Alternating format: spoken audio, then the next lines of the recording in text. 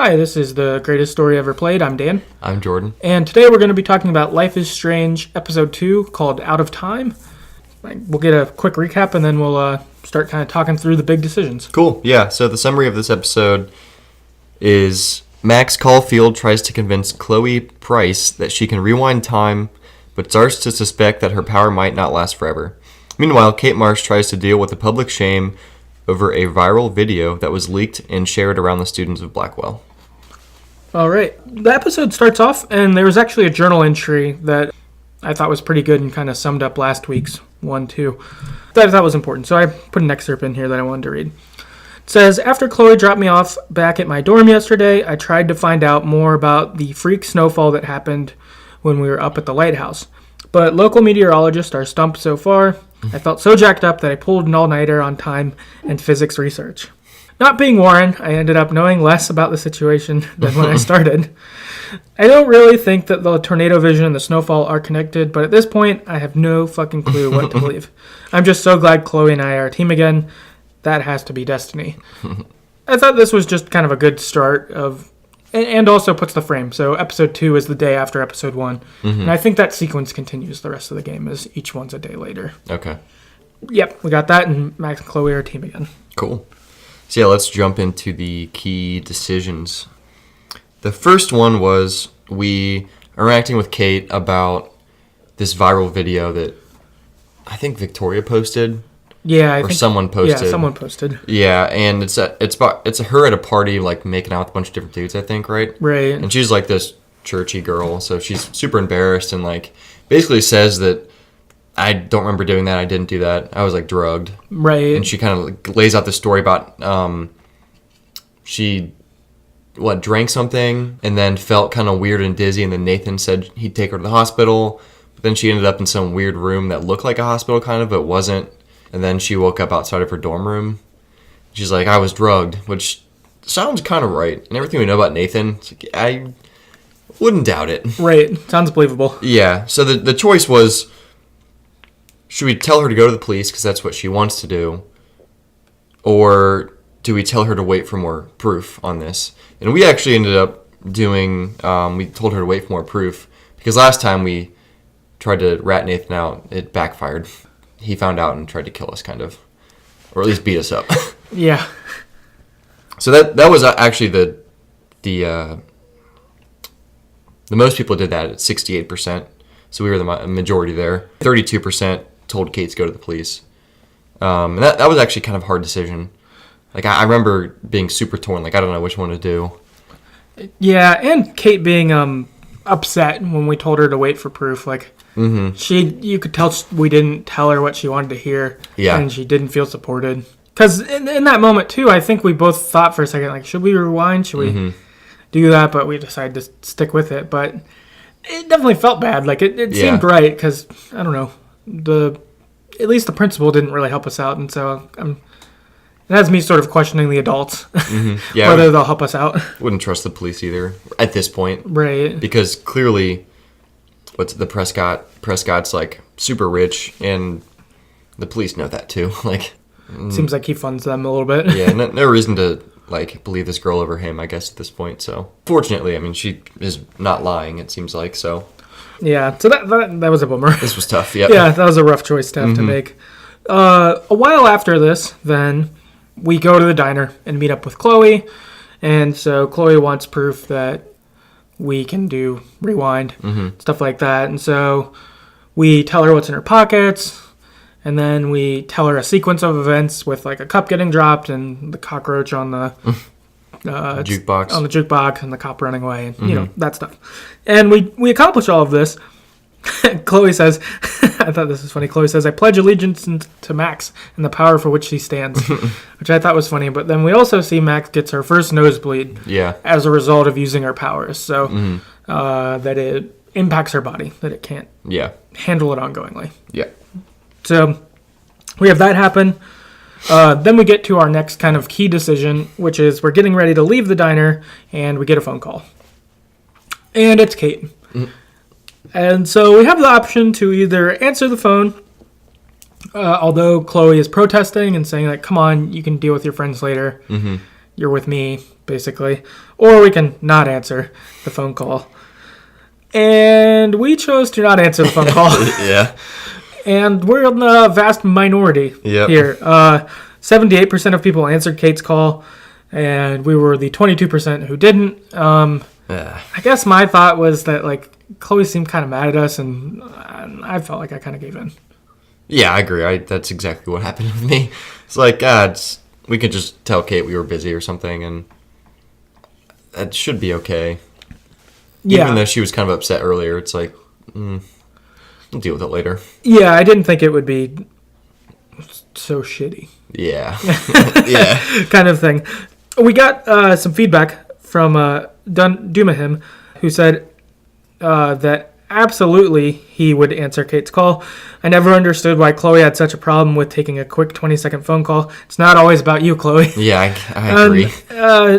Retrospect with the episode and even a point like that. Yeah, probably should have taken the call. Yeah, absolutely. I feel kind of bad about not doing it. Yeah. Well, worse now. Things could have changed. Yeah. Yeah, should have done it. Whatever. Again, this was kind of a hard decision. Like, definitely neither one seemed like to be without consequences. Yeah, it seemed like either way someone would be unhappy with you, whether Chloe having to wait while you take a call or Kate that you didn't answer it and you have to be like, well, I was with a friend, so like I couldn't, you know. Yeah, which to me makes sense. Yeah. After this, they go off to the junkyard and they go and they shoot bottles and test out the time powers even more, basically. Yeah, and what Max gets, she gets another nosebleed. Yes. As she's like rewinding time to like help Chloe shoot bottles with like trick shots and stuff. Right. It's kind of weird, kind of dumb, but another example of maybe Max's body kind of rejecting these powers. And as they're, fucking around shooting glass bottles with a gun, this guy comes up named Frank, and he's like, basically says, Chloe, you owe me money. I want it now. And then is being kind of aggressive. Pretty aggressive, actually. So Max pulls a gun on him, and we have the choice to shoot him or not shoot him. And this, again, was a really hard decision. And we were in the slight majority here where we tried to shoot Frank at 53%. And so 47% did not try to shoot Frank. It just seemed like the right thing to do to kill him. And honestly, like if it went bad, we could just rewind time. That was kind of my thought too. It was like, whatever. If it goes really, really bad, we'll just fix it. Yeah. But unfortunately, we tried to shoot him and there's no bullets in the gun. And he recognized that we had tried to shoot him. He was like, I'll remember that. Like, oh, that's great. Yeah, and he seemed kind of scary for sure when we met him. Like, he was talking tough. He pulled, like, a knife on us.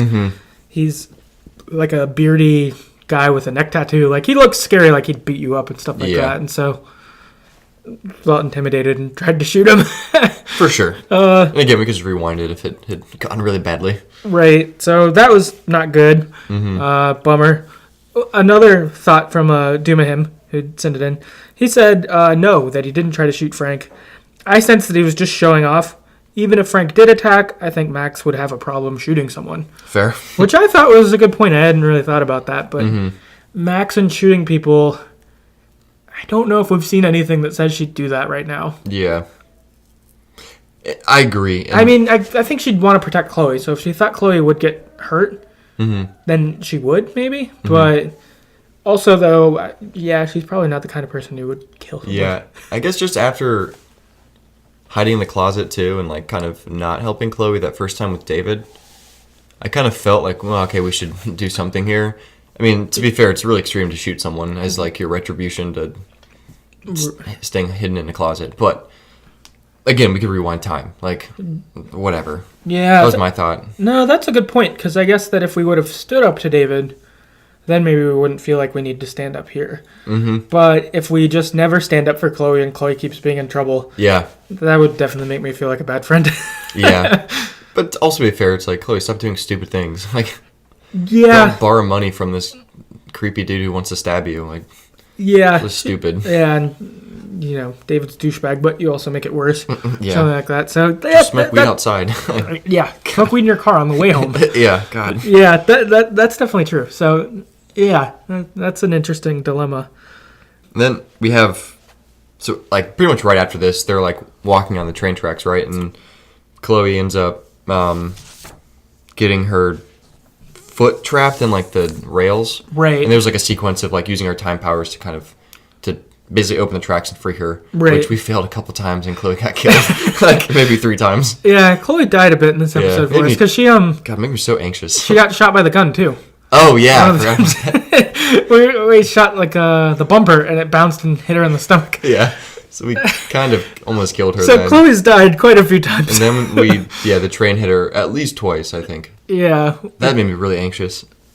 I did not like that. Yeah, it took a while to figure that. So for all of these times, we saved her on the tracks. We have this conversation snippet that I wanted to put in here. So I guess I'll do Max and do you want to do Chloe? Cool. It was cool to spend time with you in your lair, but I have to get back to school before my next class. Since you're the mysterious superhero, I'll be your faithful chauffeur and companion. My powers might not last, Chloe. That's okay. We will forever. So again, we're getting more forward of we've seen the powers have troubles with that, and also seeing Chloe and Max get more united, which is cool. That's Friends nice. again, BFFs. Yeah. So they go back to school, or Max goes back to school. She goes to Jefferson's class. It's kind of normal, a little weird. Kate's not there. A dude busts in and says, "Crazy shit's going down at the girls' dorm," which was kind of funny. Yeah. Then it wasn't, obviously, but him saying that was kind of funny. Just burst in the classroom and everyone leaves. But then we arrive outside the girls' dorm room, and Kate is jumping off the building. Yeah. And we see her hit, which is insane. Yeah. Terribly shocking. So then we use our rewind power to get her back up, but are able to use the rewind power in such a way that time freezes. Yeah. Which was pretty cool. And we get back, we go up on the building and talk to Kate before she's going to jump. And so then we go through a dialogue sequence of trying to talk to her and convince her not to jump. And we failed, unfortunately. We couldn't save Kate, so we're among the 45% who couldn't save Kate. 55% of people were able to save her, so that was rough. Damn it. Yeah, this sucked, because the one time we couldn't use our rewind power was like the one time that there was an actual really... I mean, all the decisions are pretty big, but this one was like life or death. Right. It's like we were fucking around in the dumpster, like doing dumb shit, and it made us weak. Or like we were guessing stuff in pockets at the diner. Like, yeah, man, we really wasted this stuff. And then there's this time where it's a really big deal, and we get one shot, and we fuck it up. This makes me wonder if we should have answered her call. Like if it would have made us in that 55%. Yeah. I wonder if answering that call and then maybe how you answer her questions like of that. But yeah, we didn't answer her questions right, and so I think the last one we didn't get. So I think each question you answer, you kind of walk a little bit closer to her. Right. We were so close. I think we were probably on the last question and we got it wrong. And she jumped. Yeah, that's terrible. Yeah, that was super rough. And then I put a journal excerpt from Max after this that says, Kate Marsh killed herself. My hands are still shaking, but I have to write this down while I can. Right at the start of Jefferson's class, Kate went to the roof of the girls' dorm to jump. Every student and teacher was watching her. It was like a Blackwell rooftop concert. I saw her actually jump, but I was just about able to use my rewind to get back to the roof. I tried harder than ever, and somehow I stopped time completely. I made it to the roof, but again my head felt like it was going to blow up. I know I just couldn't keep rewinding to save Kate. I had to try and talk her down on my own. I failed.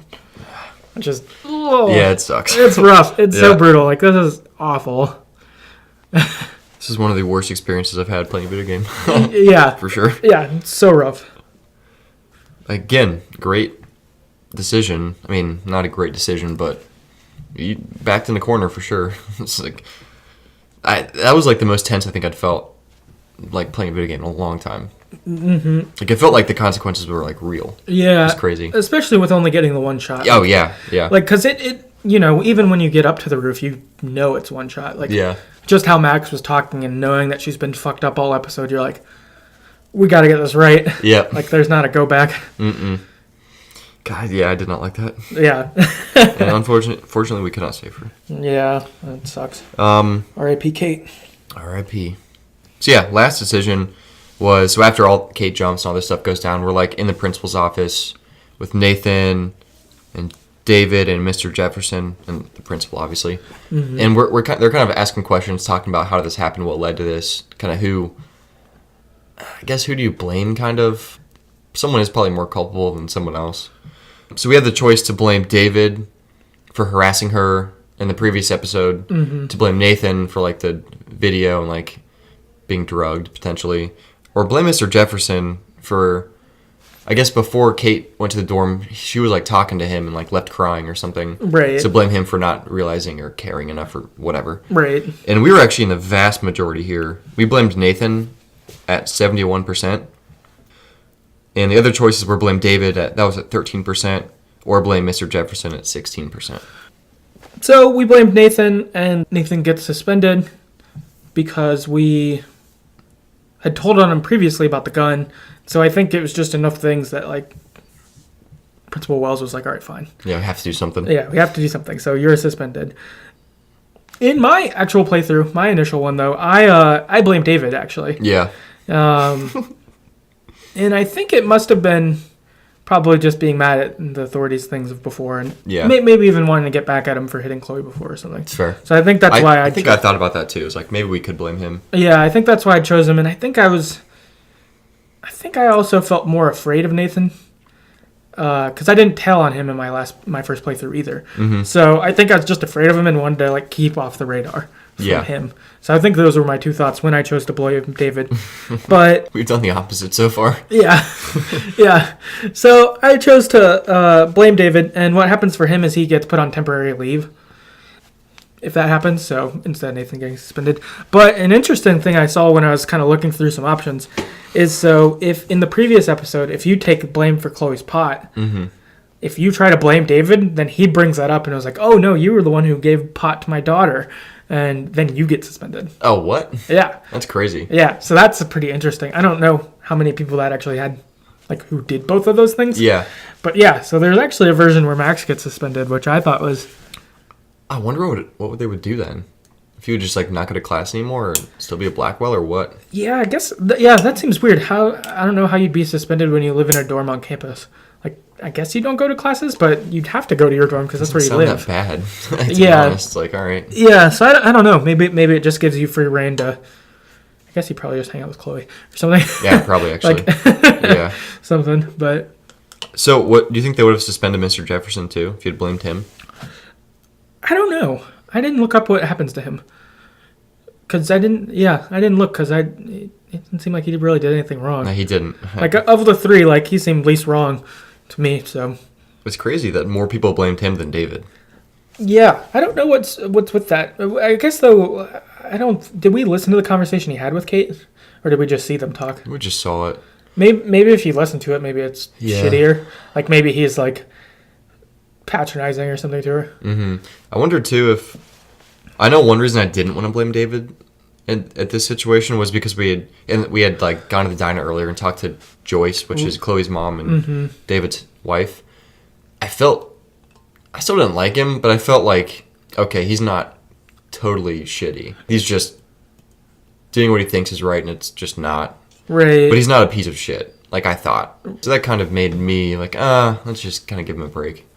And we talked to him on the way to class, right, too, when we first... Before Kate jumps, like before we go to Jefferson's class, I think on the way we see him and talk to him. Yeah. And it was like decent. Yeah.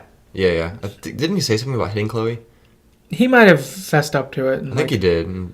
Was like, that was wrong or something like that. Yeah. So I think I think it was like, you're still shitty, but like you aren't as shitty. You're kind of redeemable, or could be. Right, or at least like don't think what you're doing is right. Like you would want to be different or whatever. Yeah, but Nathan's just a piece of shit. So I was like, all right, I have to blame him. Well, and him when we like in this meeting, God, what a douchebag. Yeah, and it's his fault. So yeah, and it's more so. So yeah, so I guess that kind of covers the big decisions that we kind of went through. So then we just wanted to talk about some general thoughts related to the game. One thing that I liked that happened, and you just mentioned a little bit, but is that we addressed with Joyce about David hitting Chloe in the diner. I thought that was good, just because I know last episode we talked a bit about the hitting, and like I even forgot that had happened, and the things there, and I thought it was good that Joyce sort of addressed it. She was almost neutral, kind of, it seemed like she was like, oh, what David did was wrong, but Chloe pushes buttons, kind of thing. Yeah. So like she was like, and David promised it would never happen again, and things like that.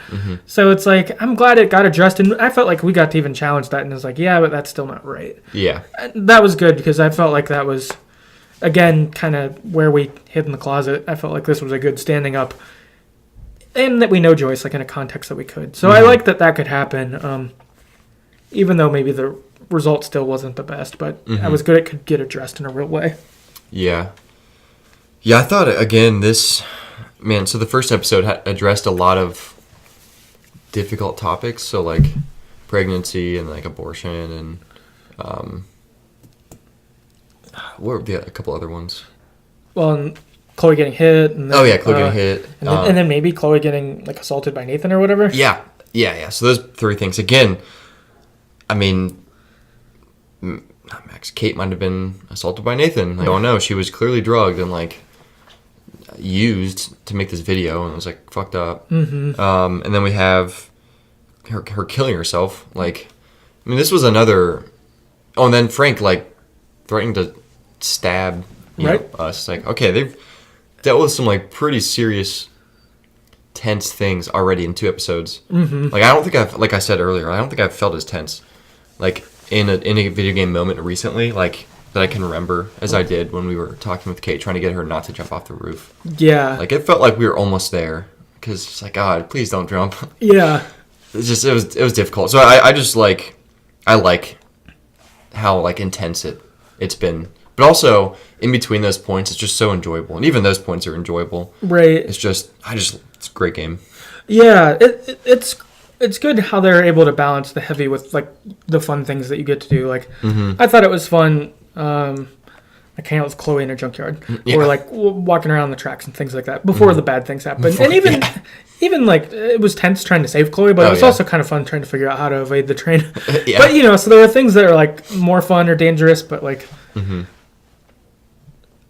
But then balancing it with something like heavy and real, like because with Chloe, like when we accidentally shot her, I didn't feel like she was gone. Like, I thought it was more kind of funny. Yeah, it was like kind of funny because it's like, oh, we fucked up. Like rewind. Yeah. Like it's sort of funny. It's still bad and dangerous, but like it doesn't feel heavy.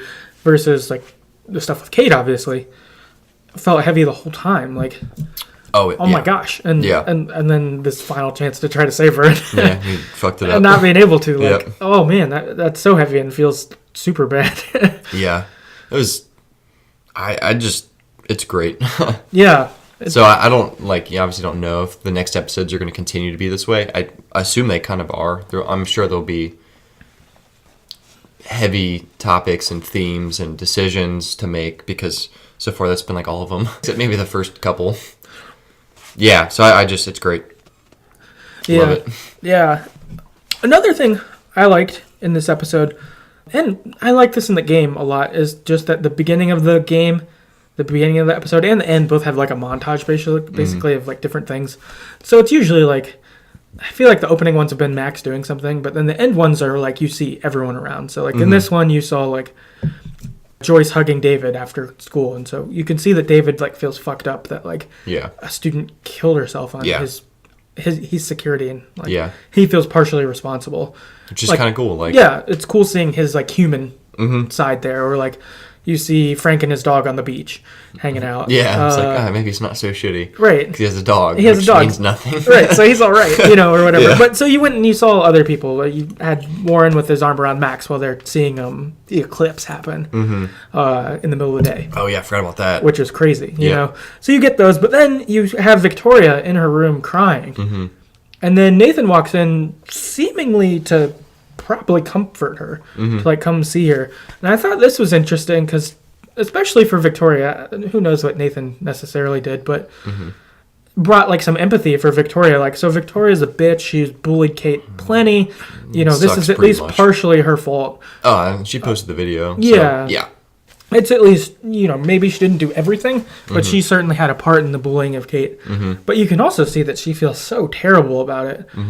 I felt like that, even that quick montage helps humanize her some, because a lot of times in games, or even with other people, you're just like, they're evil, fuck them, and that's it. But then you see this other side, and maybe if Nathan was coming to be comforting, that's what I'm guessing.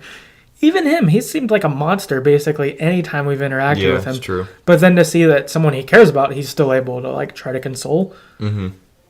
I mean, also he probably caused it, but Yeah. so fuck him. Yeah, fuck Nathan actually. But Yeah, it's but just for hard. Victoria, Yeah. Victoria though, I mean, like even after like the picture thing that happened before, like, and we chose to be nice to her, like she was sort of okay. I mean, she is an asshole as like a front, but like she's sort of okay. I mean, there's a lot of bad to her, but like there's some humanizing, and I thought that was really good to see. That's fair, yeah.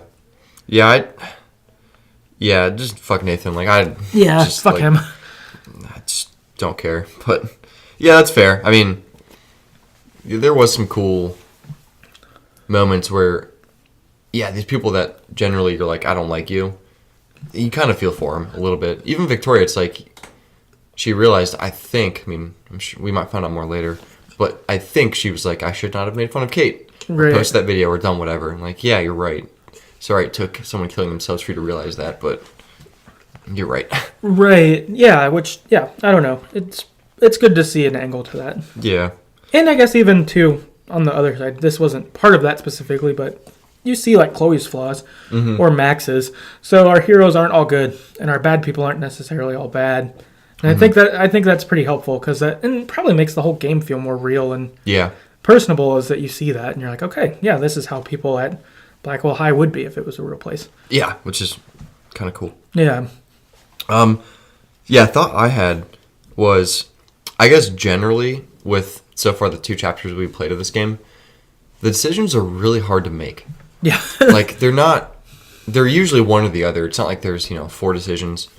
But I like even think about like Walking Dead, Wolf Among Us. Generally Wolf Among Us. There's some really hard decisions there too. But this game specifically, each decision, it's like, oh, neither of these sound that good. Like I don't Right. like I want one that has no consequences, but that doesn't exist in this game. No. Yeah. So like answering Kate's call, like Chloe's gonna be pissed at us if we answer this call, but also Kate's having a hard time. And then hindsight, it's like, well, we probably should have answered the call because she might not be dead. That had a consequence potentially. Talking with Joyce about David hitting Chloe, that wasn't like a yes or no decision. Like we had to choose one or the other. But I still felt kind of bad. Like I don't want to like talk about, I don't know. Like I just wondered what kind of consequences would come of like us sharing that with Chloe's mom. You know what I mean? Like I didn't feel comfortable doing that. No. Yeah. But it was good. I'm glad we did. But still, like, it's hard to navigate. 'Cause, Yeah. like she because we're like talking to her and it's like, okay, like we grew up with your daughter was our best friend growing up, so obviously we have a good relationship with you from before, but I haven't seen you in 5 years, and the first thing I'm going to say is, hey, your new husband's a jerk because he wants beats to, your daughter. he beats Like, your daughter and wants to put up security cameras at my school. Yeah. I hate him. Yeah. Like we can't go that route, but we need Yeah. to talk about it. But like at some point, yeah. even that for not being a real thing, the dialogue challenges were hard because you're like, I don't know how to work in this. Yeah, and then the other one is having Kate go to the police or not. Like, Right. that's like, I have no idea. And so I just love that there's not like a fluffy decision, like, make this one, everything will be all right. It's like, but you're going to be kind of fucked either way at some point in the Right. game. Like, it's not going to go perfectly either way, which I think is really cool. Like, they really force you to make hard decisions, which is cool. Yeah. No, that's true, and the consequences you feel, because definitely like looking at. So if we would have told Kate what she wanted to hear, let's go to the police, and if we would have answered our call, would she have been way easier to deal with on the roof?